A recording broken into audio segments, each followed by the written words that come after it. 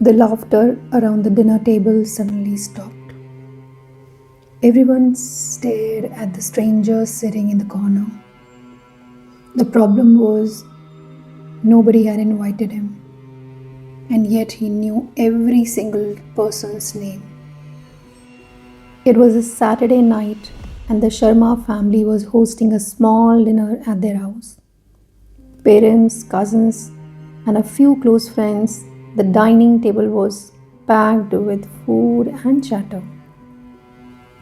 Anjali, the eldest daughter, noticed the man first. He was sitting at the end of the table, quietly sipping water. She frowned. She didn't remember seeing him arrive.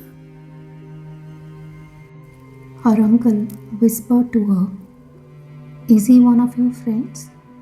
She shook her head. "No, I don't know him." Soon whispers spread. Nobody knew who he was.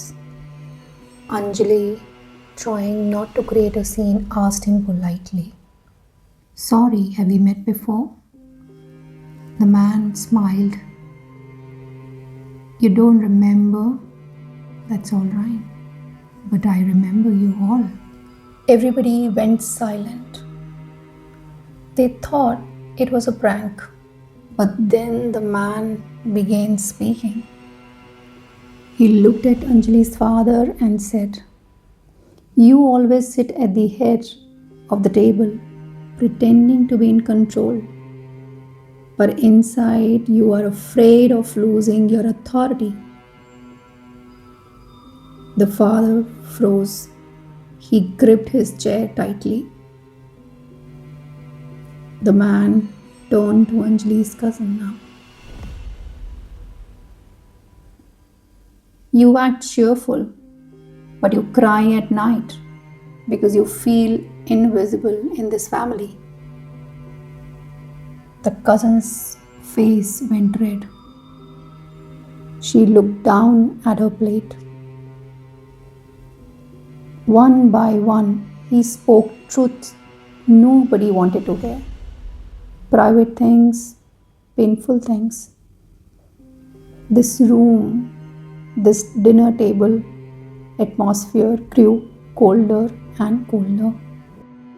Finally, Anjali's mother stood up and demanded, "Who are you? And how do you know all this?" The man placed his glass down slowly. "I'm not here to harm you all. I'm only here because you all invited me. Not with your words, but with your secrets." This room was filled with suspense now. The lights flickered and nobody was eating. This man continued. He said, "This dinner is built on lies.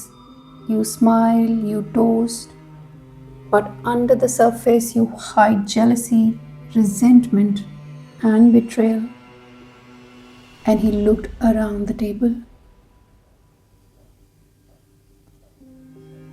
"And tonight, you asked me to join you because every unspoken truth eventually demands a seat. So here I am." Anjali was shivering in fear now.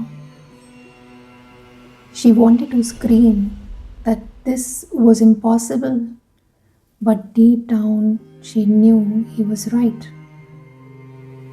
Because in that room, behind the polite laughter, there were wounds, old grudges, siblings turned into enemies, silent disappointments, sadness, and grief. Hidden behind the laughter and the facade, this stranger was not a guest.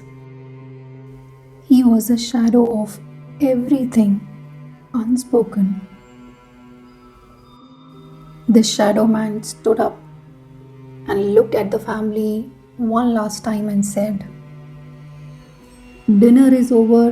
Either speak or keep feeding me forever." Lights flickered again, and in the next second, this chair was empty. He's gone from there.